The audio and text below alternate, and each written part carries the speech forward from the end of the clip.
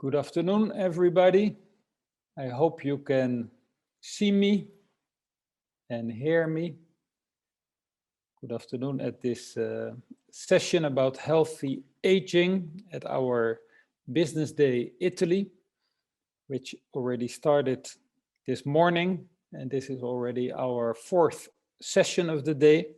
With a very important subject, healthy aging, but also kind of specialized. My name is Johan Verboom. I'm the Consul General of the Netherlands in Milan, and it's an honor to be your moderator for this session this afternoon. We had a lot of subscriptions, around 70, but I noticed that people are still dropping in, but we also have a very tight schedule. So we will start now because it's 2 o'clock and we will have time till 3.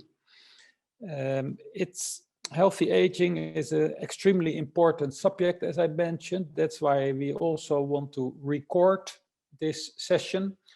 And later on, it will be published also on the internet. So if you prefer not to be seen in this video, then I would like to ask you to switch off your camera, which of course is no problem. Then you can follow it without being noticed. Well, Italy is a very interesting country because it has a demographic situation that makes it one of the oldest regions in Europe. It simply has more older people than most other countries in Europe. And this creates all kinds of challenges and also all kinds of questions. On the one hand, how can Italy increase the contribution of those older people to the society? And also, how can the society support these people, these older people, in such a way that their lives stay as long as possible normal? For example, that they can stay and live as long as possible in their own houses. And when we are talking about healthy aging, we are talking about a number of things. We are talking about access to infrastructure, access to buildings, means of transportation, housing, but also financial products and nutrition. And it's very interesting that in these days, that in the context of the EU, there is the Italian Recovery and Resilience Plan, and which is making around 200 billion euros available for Italy in the coming years. And health is a very important pillar of this program. More than 15 billion euros will be invested in healthcare in the coming years. So that is really huge. In the Netherlands, at the same time, we have seen a number of interesting initiatives, innovative ideas to help older people to live a life as normal as possible and as long as possible. I'm talking here specifically about some residential experiments, such as elder people with Alzheimer or dementia living together with students. We also had some exchanges about this with Italy already. And but there are also all kinds of innovative and technical and medical solutions which are being developed. So because of all this, as a Consulate General and an embassy in Rome, we have decided to study this more in depth, because we see very interesting possibilities for collaboration between the Netherlands and Italy in this respect. And well, 2 of my dear colleagues, Roland Slachter and Kea Quant at the Consulate, they are in charge of this theme, healthy aging, and they have asked Ipsos to do a kind of first market research, a market scan. And well, only last week, Ipsos has finalized this market scan. So this is very new and information, up-to-date information. I have read the report. It's an extremely interesting report, which gives a very nice overview from the point of view of the public sector, how they are looking, how the society wants to deal with older people and healthy aging in Italy. And this will also be our first speaker of the day, of this session. We have in total, we are really very proud, we have 4 different experts active in the Italian market. After Ipsos, we have Philips, which doesn't need a lot of introduction, a huge Dutch company, a multinational, also with offices in Italy. And then we have 2 companies, Boom and ALI, which will focus on the silver economy in Italy as a business opportunity.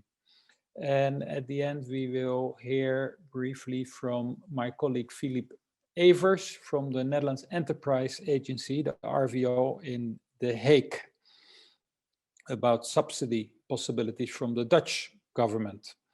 And then at the very end, we will also look at our plans as a consulate, as an embassy, as Roland Slachter and Kea Quant are developing these for the coming time for healthy aging and our role in that respect.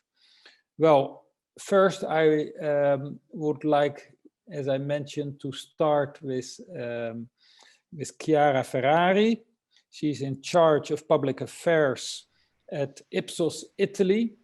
Yeah, we know each other already a little bit, and we are very happy with all the work you have done for us with the market scan and the very interesting report you have produced. And well, maybe I can ask you as a start. You have done a lot of interviews, a lot of desk research. Could you explain a little bit, what is the situation in Italy? How does the public sector look at all those older people? And how far are these people a priority for the public sector in Italy? Thank you for having us, and good afternoon, everybody. It was really interesting for us to look at this big priority for the country from a social standpoint, which is mostly one of our activities, but also from a strategic standpoint. And actually, you're asking me if it's a priority. I should say it is the priority. You said it very well, Mr. Consul General. This is a severely aging country. We are getting older and older. We are the oldest country in Europe, possibly. So as a public sector, as a policymaker, as a civil servant, you are compelled to come to terms with this issue, because it's not only about being old or getting older, it's investing the whole of society. And I think Emanuela will tell us more about all the effects that this has on economy, public expense, social life, and all what creates the life in a country. So actually, if we want to paraphrase a very, very famous movie, we could say that Italy is no country for young people, not no country for all men, because it is a priority. It has been a priority for a long time. Maybe what we found as a new evidence is that finally the public sector is looking at aging more as a process and not only as a status, as a way of being. So they're looking with a wider eye to this phenomenon. They're taking the phenomenon from the start. So I am entitled to talk about this because I am part of the aging population, officially part of the aging population, And I've been so for 10 years now, because it's 50 plus, and being 60, I'm totally part of this. And so we were saying more of a process than of a status. And so what the public sector is looking at is to be able to make plans to go forward and to encompass the whole span of the aging phenomenon. So, of course, the public sector, we cannot deny this. They are especially and primarily catering for the neediest and the poorest and most fragile part of the population. But this does not mean they do not look at a way of spending their resources in a more efficient way. So there's a big opening to the private sector in the public eyes, and this is the first maybe insight that we can share with you. Yeah. Thank you. Yeah. So well, that's quite a statement. You're saying it's the priority of the government, of the public sector. So, well, that creates all kinds of challenges, and Sure. But also when there are challenges, there are also always opportunities. And well, you already mentioned the private sector. How open is the public sector in Italy to the private sector from abroad, and maybe specifically from the Netherlands? Are there already connections as far as you know? Could you elaborate on that? They are very eager for occasions of exchange with the private sector. It's the pure public approach is all times now. So most of the people we have talked with, and please note that there's no difference in the political spectrum, because we've done interviews with center left, center right, smaller and larger cities. So we've tried to, go across the board, and we have not noticed big differences. They need the public sector, because the public sector, of course, means investments, which does not mean, mind you, necessarily donations or things made for free just because the private sector is a rich one. But they're looking for partnerships, they're looking for alliances, and there's this idea of a big change which is needed, and a faster change which is needed. You were mentioning the recovery plan. There's money there. If you look at the specific sector, aging sector, maybe the money looks a small portion of this, but you cannot forget that if you talk, for example, digitalization, if you talk Green Deal, it all encompasses all the generations. If we do not facilitate, for example, the learning for the eldest of the digital skills necessary today to move around, for example, the public space, to get information, to get vouchers, to get your documents. If they don't learn, they risk isolation, which is already one of the risks which the policymakers are showing in their map of risk and opportunities. So, for example, they need from the private sector new ideas. They need to know what kind of innovations are there.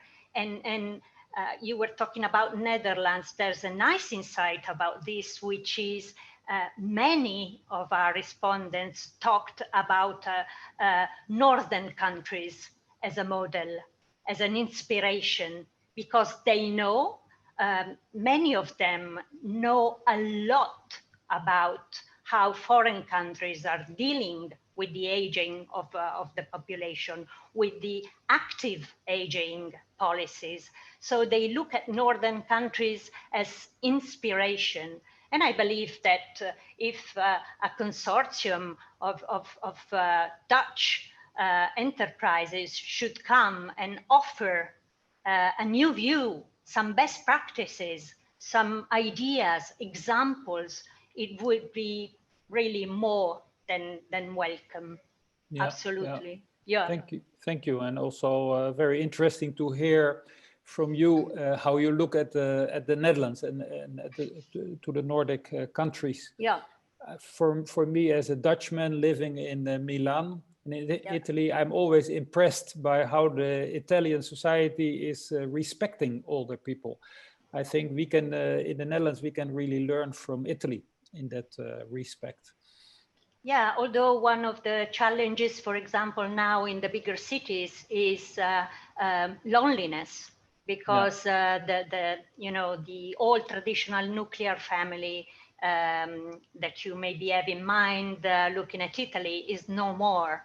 Yeah. And so one of the challenges, for example, is how to connect older people with each other, with the younger generation. You were mentioning one of the examples, Alzheimer patients living with younger people. So that's one of the areas, for example, where best practices could be very interesting for the Italian policymaker. I read in your report that you distinguish 4 sectors as the most important for healthy aging, which are health, housing, sociality, and social welfare.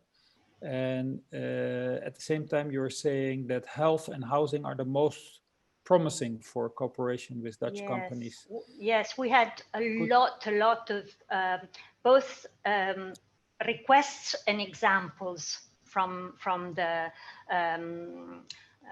public servants in this area, because, for example, there's a big debate of how to manage all the housing sector, in that you have a multi-layer kind of issue. For example, the public struggle with managing the housing which the elderly moving out are leaving behind. And that's property managing.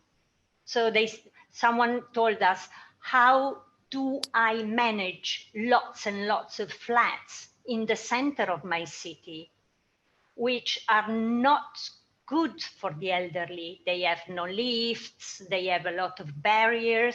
So I can offer these people to move to a better kind of housing, but I cannot just take away their home. I need to manage that.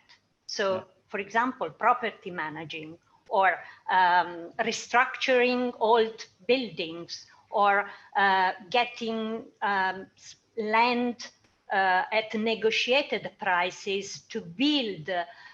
Someone was mentioning citadels for the elderly, which means small areas where all the services are there, no barriers are there, but the exchange with the rest of the city is made possible by dedicated infrastructures and so on. So yes, there's a lot of examples. It makes, thank you for saying that it makes an interesting reading. It's also maybe quite a long reading. So we're available for supporting anybody to, get a summarized version of this. Yeah, thank you so much, Chiara. And well, it's an excellent report, and you are now finalizing it to publish it. And for those in the audience who are interested, please send us an email. Roland will now put the email address in the chat. And then when the report is totally ready for publishing, then we will send you, of course, a copy of this. Again, thank you so much, Chiara. And that brings us to our next speaker, who is Alberto Oggioni, Modality and Clinical Application Leader, Connected Care of Philips. And Philips, well, I don't know if Philips needs an introduction. We all know also that for Philips, healthcare is the priority of all their programs. When I was very young, I knew Philips especially for televisions, but now it's healthcare. And of course, a seminar like this on healthy aging, we could not have it without Philips. So, Alberto, thank you very much for being with us. And maybe you could elaborate a little bit on the focus of Philips on healthy aging and how technical solutions can be of use. And so please enlighten us. Thank you for your question, and hello to everyone. So I believe that today is not a matter of available technology. So there are a lot of technological solutions available to support the elderly people. The traditional pendant with alarm button. There are, for example, drug dispensers that are informing the patient or the elderly person to take a pill in a particular moment. There are systems to manage remote patient monitoring, system to support the engagement in following the treatment or the prescription they will get. The real problem is the technology should be the right one for the context where the patient is living. Because when we are talking about elderly people, we can consider people living alone. We can consider people living with a body, living with a family, living in a city or living in a rural area. And also, really important thing is how can they assess the healthcare system when they need? How far can be a medical support? So I believe that in principle, the right contribution to support the elderly people should come from a best fitting across technologies and setting of the person. There is no unique solution. Every solution should fit for the particular need. Yeah, well, Philips, of course, is extremely strong in innovative new ideas and systems and equipment, IT solutions as well. Sometimes for elder people, it's not so easy to work with these new technologies. What kind of barriers do you see in that respect? You're right. The problem, I believe that before is a matter of trust. So, okay, there are, in this moment when we are talking about elderly people, we are talking about people, I don't know, around 60 that are still working. They daily are spending hours in front of a personal computer or a smartphone, but we have also the 80. But several 80, more and more, I see around, are surfing on internet, are using WhatsApp. So I believe that the most important thing is the trust in the technology. So more than capability to use one system instead of the other, it really is to perceive the advantage to use a particular technology. And I see that years ago was really difficult. More and more also really old people are looking for a technology as part of their life, I can say. It's normal to see around an 80 with a smartphone, while in the past they are using a really old device, probably the older Nokia and so on. So I believe that nothing is perfect for everyone, but more and more the people are used to play with the technology for different parts, for other purposes. I can say they are ready. They are ready to adopt the technology to support a better life. Yeah, it's interesting that you mentioned the mobile phone. I'm thinking of my own parents. My father is 94. He's using his Apple iPhone without a problem, and my mother is 85.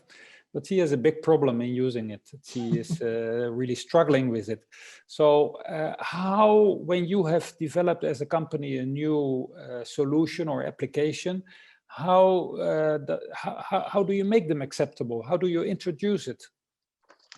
No, the most important point is, I can say, the education, but before the education is to explain the value you can get from a solution.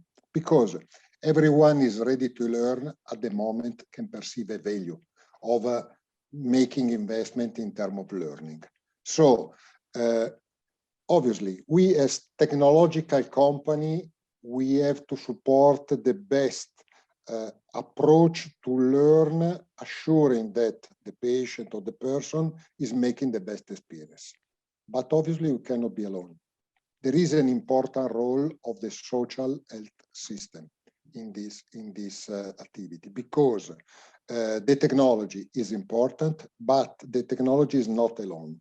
So the social health system is also playing an important role in this activity of the education, I believe. Yeah. And when you are looking specifically at Italy, how is Italy the same as other countries, or is it different? What in your experience? Italy depend of the area of Italy, depend if you are living in the city or you are living in a rural area, really different. It's true that we have some issue with infrastructure in some area, because if you're living in Milano, it's different to live, I don't know, in the mountains and so on. But I believe that you've spoken about recovery fund. We have a real incredible opportunity in this moment to provide the same level of opportunity to everyone in every place of Italy. It's a unique opportunity. It's a unique opportunity apart from the investment, but also a really important thing is about, in this period, the people was confronted to use the technology because it was the only way. So remote connection, 2 years ago, to think, to talk with your general practitioner with a smartphone, no one say, no, I have to go in front to the doctor to talk. Now is normal. So we have the opportunity of the money. We have the opportunity that the people learn it on how to do. So I can say that it's a unique opportunity really to enable all the population to take advantage of the use of the technology for better living.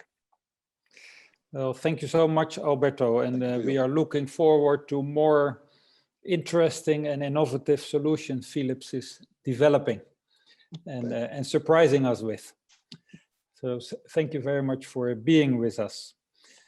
Then we go to our next speaker, who is Samuele Verrucchi. He's a project manager of Boom, which is a think tank, Italian think tank, to help companies to orient them on the silver economy, as we call it. And the silver economy, as you know, is the economy for people older than 50 years, such as myself. And it feels good, I can tell you. So, Samuele, can I ask you, when we talk about older people often think of people who are people who cost money, who have to be supported. What is the situation in Italy? Could you say some few words on that? Thank you so much for the question. Now I will share you with the presentation. So we have a little presentation for you, like a present for inviting us to this important event. I will show you. Okay. Everybody can see it, the presentation. Okay, perfect. So today, for answering to your question, we could say that the reality is much different from compared to the narrative. Indeed, today, me and Emanuela, we are here to overcome the higher number of stereotypes and bias about seniors and aging. And we would like to start with the first common, that is all people over 65 are fragile and dependent. But is it real, this? Now we will show you a video and we will reflect on it together. It's a best practice from Amplifon, an Italian enterprise. Okay. No, if it's going the video, okay. Okay.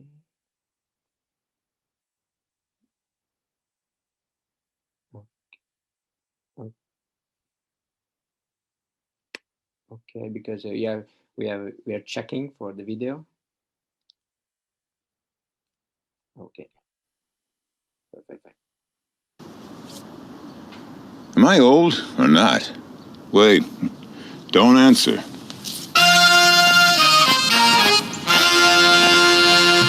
I'm 71, but I dress like this.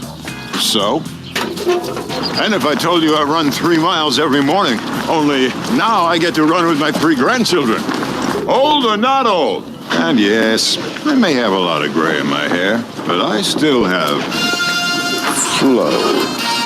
Oh, and I also wear this. I'm really old, right?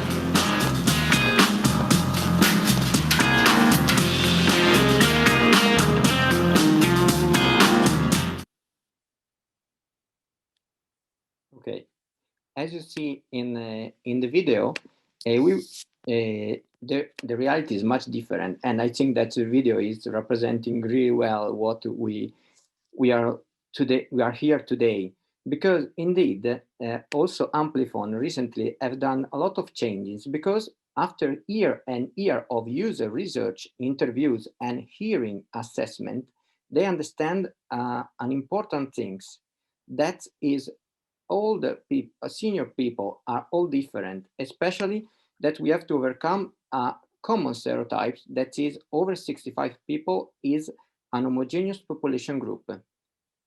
Indeed, if we think about the senior population, we have the over 65 people label includes both active people in their 60s and older people in their 80s. So it's too big, the reality, to take as a unique category. What we have really to do is doing like have done Amplifon, that have involved people. So what they do, they start co-designing the product with the seniors. So involve them, ask them not just about their problem or needs, but also about their expectation, desire, and their lifestyles.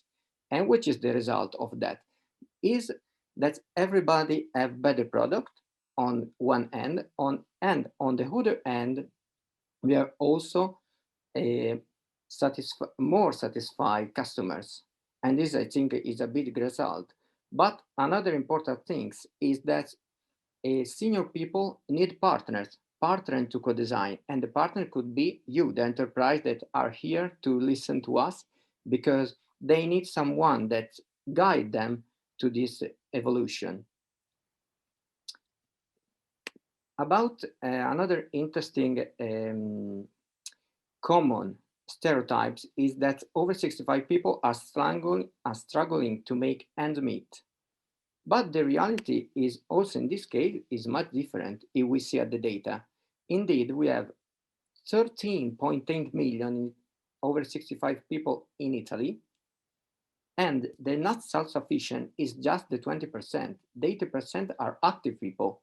But now we will show you really an interesting data that will surprise you. That is, Italians over 65 own 40% of the Italian wealth and the 80% of the real estate. This is an important changing compared to the narrative.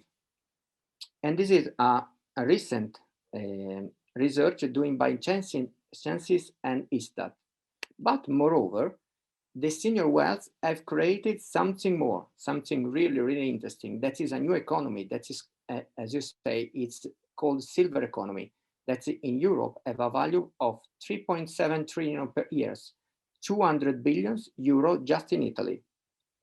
But it's not just that senior people are wealth people. but it's also that they are important for the next generation. Indeed, around 30%, the half of the Italian senior provides some economic help to their children's family. So we could say that it's really important if we would like to go to an improvement of the society. We have to involve more the seniors in the changing, so co-designing with them services and products. Now I leave the stage to Emanuela that will show you other interesting data and insights about silver economy. Yeah, thank you very much, Samuela. Extremely interesting, these figures, and I think it's also very important. I like it very much what you're saying, that we should look at elder people more as partners and involve them to be part of society, so that they can contribute, that they can participate. So very important what you are saying. Thank you for that. And as you already said, we move on to Emanuela Notari, Head of Contents and International Relations for Active Longevity Institute, ALI. And Emanuela, you are going to tell us a little bit more about this silver economy in Italy. How is it doing? And how are companies addressing this part of the population? So thank you for being with us. Thank you for having me here today. It's an interesting opportunity for us. I think that there are three outcomes that stem from Samuela's considerations that are really important for you, for any enterprise who wants to enter this market. The number, we are talking about 14 million people. There will be over 20 by mid-century. So it's a huge amount of people. And these people will be growing compared with a society that will be decreasing. Samuela, we are on the wrong slide. Can you go to the first silver economy? Oh, yes. That's it, thank you. Yeah. So the number, the fact that we are talking to two different age group, which means the boomers and the silent generation, but we're also speaking to two completely different kind of persons for lifestyle, attitudes towards life, expectations and needs. And we have to remember we are putting all them together for convenience, but it's not the same bulk of people. And the third outcome is the disposable income. We said that in spite of being 23% of the population, these people owe 40% of the Italian wealth. We also know that over the last 25 years, this wealth have been increasing 77%, while their expenditure only increased 23%. So this is the first answer. We know where the Italian liquidity is. We are famous for having a huge amount of liquid money, and this is in the seniors' hands because they have good pensions, mostly still calculated based on the old salary-based system, because they have savings, because they've been working in a time when it was possible to accumulate savings, and because they owe their house. They around 76% of them, they owe the house where they live, and also because their wealth is stable. They have no debts. They have already repaid all their debts. So this means they are a big number. They are active, and most of them are active. There's a big part of that is the younger part of the bulk that is still active. They still want to enjoy life. And they have money to do it. And the older part, maybe they are more fragile, maybe they have more medical needs, but they still stick to a new narrative that we don't know. One example, and if I have no time to go through the rest of the slides, you will have a chance to go through them when you receive the whole presentation. I want you to know that I realized the opportunity of this market first time. My first intuition was one day, my parents are 84. They didn't answer the phone, and myself and my brothers, we panicked. Oh my God, probably she fell down in the corridor. He's trying to help her, but he can't. Maybe he fell down too. Well, eventually we found out that they were downstairs at the bar, at the cafe, having 2 Negroni, each one of them with his or her own cane.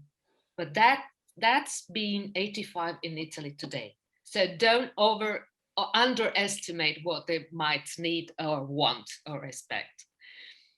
I guess I have some minutes. Well, maybe you can elaborate a little bit on how companies are addressing these elder people. Yeah, in spite or how should they do it? Exactly. In spite of the big space that there is in this silver market, especially talking about the 3 areas: what they need to enjoy life longer, what they need to keep themselves healthy longer, and what they need to feel comfortable longer. These are the big 3 areas of this silver economy. I think that private company have not realized yet all the opportunities of this market. And you have a chance, ironically, to come first. Provided you know that you have to listen to these people, guess what they need and what they expect to have, and find the right way of talking to them. We are in between a communication and advertising that makes them look like dull, confused, puzzled, a bit stupid people, and the opposite, older people who do not want to look older, who do not want to admit they are older, who struggle with the age. We believe that the right opportunity is to portray these people as they are, at their best, not at anybody else's best, at their best. There's a campaign that you can see here. It's actually Spanish. It's from Picolin Mattresses, and it shows people in their 60s, 70 maybe, as they are. If you see the man in the spot, he has not a perfect figure, she neither, but they are caught in their very best moments as they are. So these people want to be represented as they are. They want to be offered product and articles and services that are thought for them. And they want to be surprised because they don't know what they will need or what they will enjoy in the future, because nobody has lived until 90 or 100 years in this country ever. So there's no example to refer to. Yeah. Maybe a big land. Maybe a last question, if I may, Emanuela, because sure, this is very interesting. We had a session before this about e-commerce. Mm-hmm. So approaching customers online. Is that a way which is effective for the silver economy, especially for the people who are a bit older?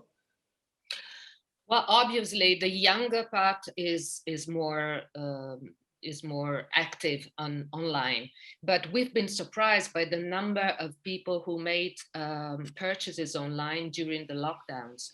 My parents, 84, they started buying online during the lockdown because since you have to do it, there's no other way, you learn how to do it.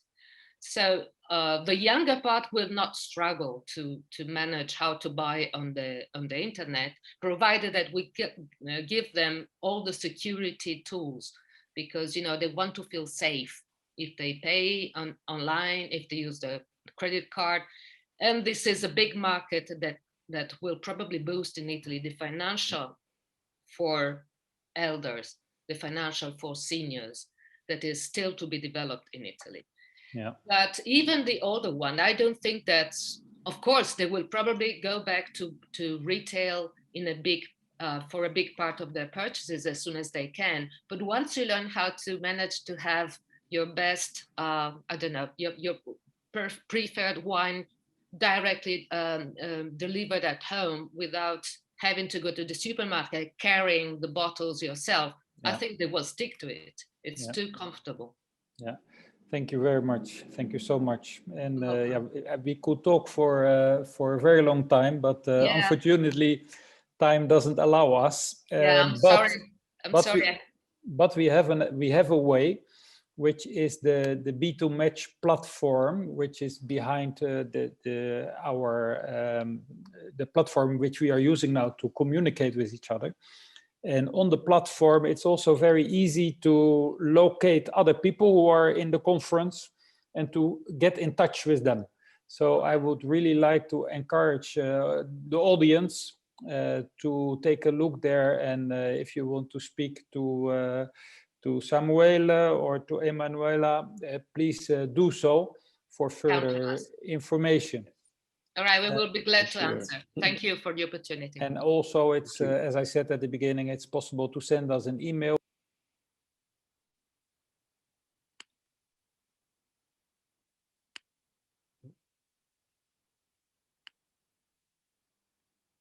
Sorry, my mic went off. But it's also possible to send us an email, and we will forward the presentations or the information as needed.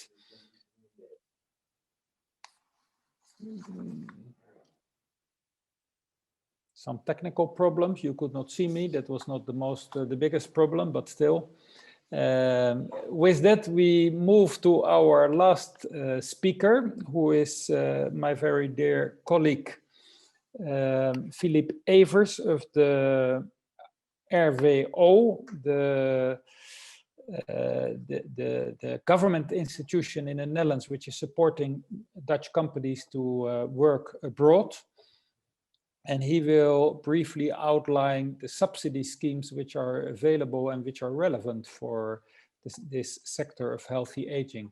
Philips, thank you for being with us. Yes, thank you, Johan. The floor.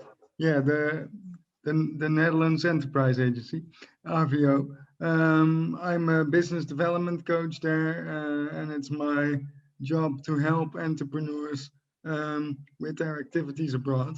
And in that sense, I would like to tell you all about some interesting instruments we have to help you with that.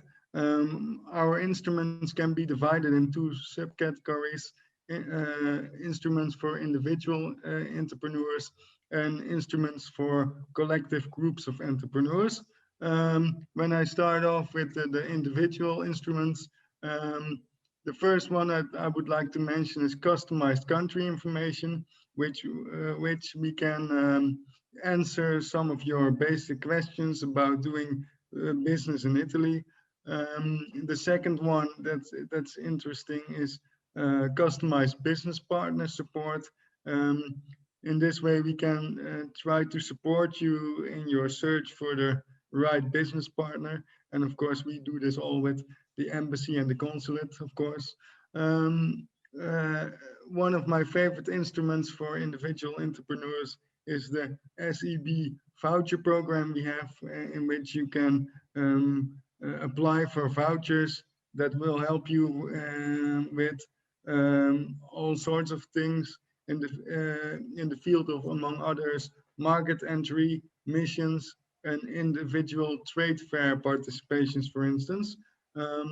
When I switch over to the more collective instruments, we have one that's really interesting for sector organizations, the SME Lounge. That's a program that offers sector organizations the opportunity to present themselves at an international fair through a collective Dutch entry. Then we also have the possibility to organize missions if there is sufficient interest. And one last instrument that I would like to share with you all is the Partners in International Business, in which you as a cluster of companies can decide to enter a market together, in this case Italy. And then the RVO will help with setting up a nice program that can assist the entire cluster and sector. And of course, we also organize webinars and at some point again seminars. So that's what we can basically do. I'm aware that this is quite a list. So my main message for today would actually be, if you would be interested to spar with me about your activities abroad and what the opportunities are, me and my colleagues are at your disposal. So I will also write down my contact information in the chat, and then feel free to contact me at any time. Thank you. Thank you so much, Philippe. And well, we know where to find you. Thank you.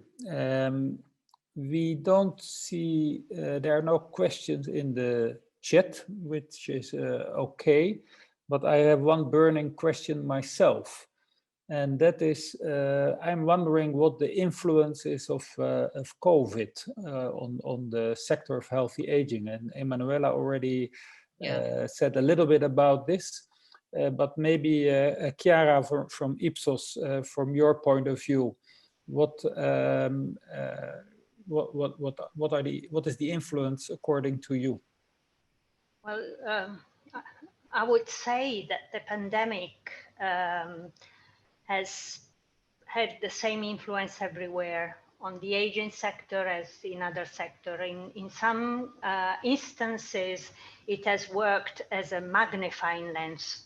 If you think, for example, of the social homes for the elderly, there you have seen the huge risk of the pandemic spreading out in a closed community, which was something which could be expected, but it has in a way magnified the pain points of that kind of model. And that's why, for example, the public sector is looking at different alternative models.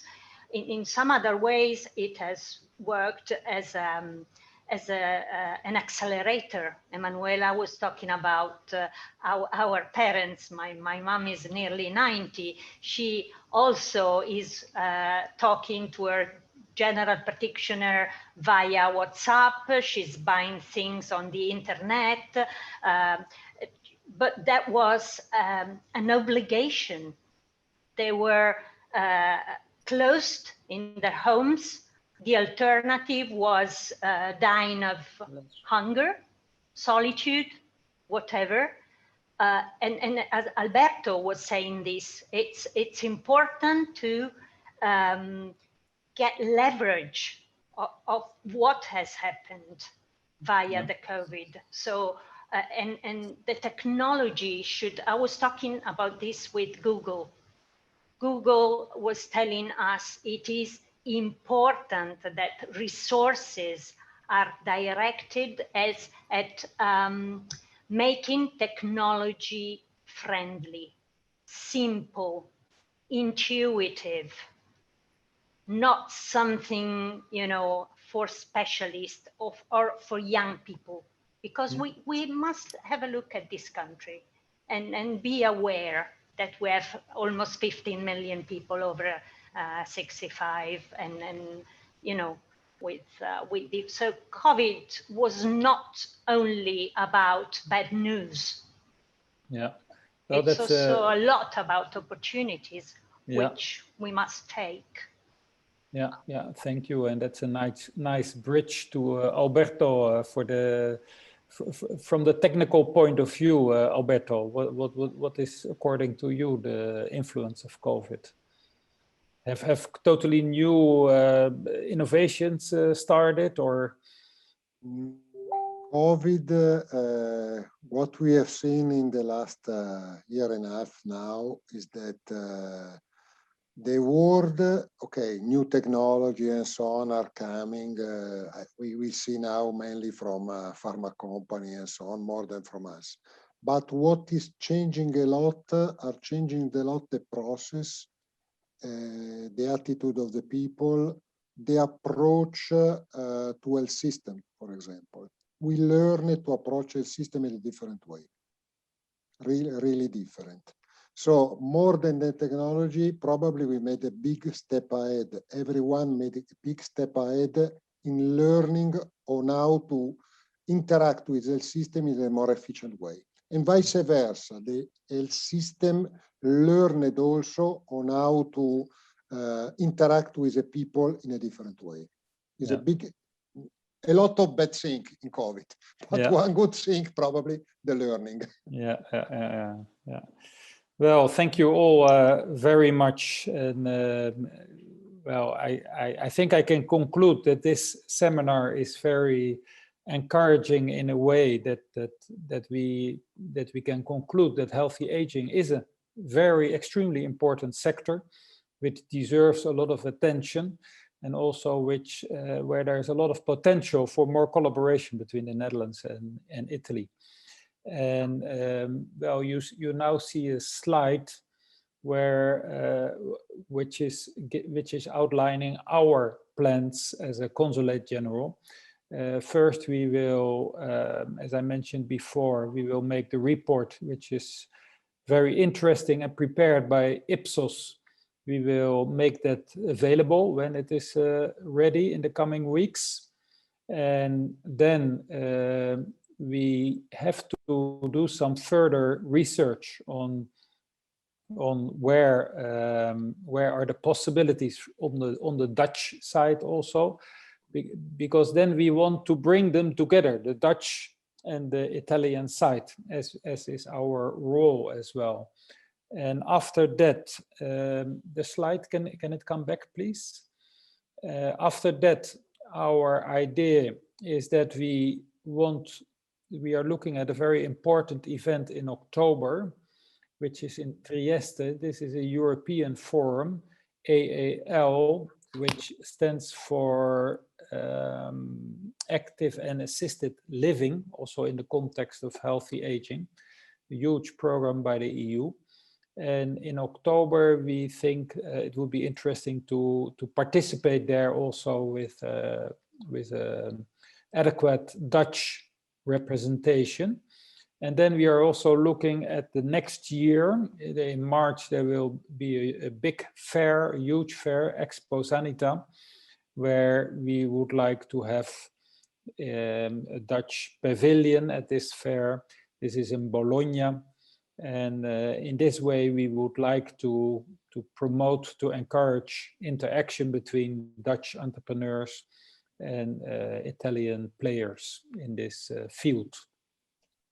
So that is a little bit what I would like to tell you.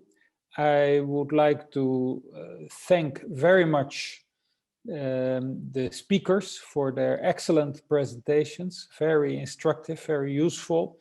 And I very much hope that we can continue our contacts and further build on this. And as I said, please take a look at the B2Match platform, also to interlink with each other. And this is the end of this session. We have one session more in the Business Day Italy, which is about water and bioeconomy. It will start in half an hour.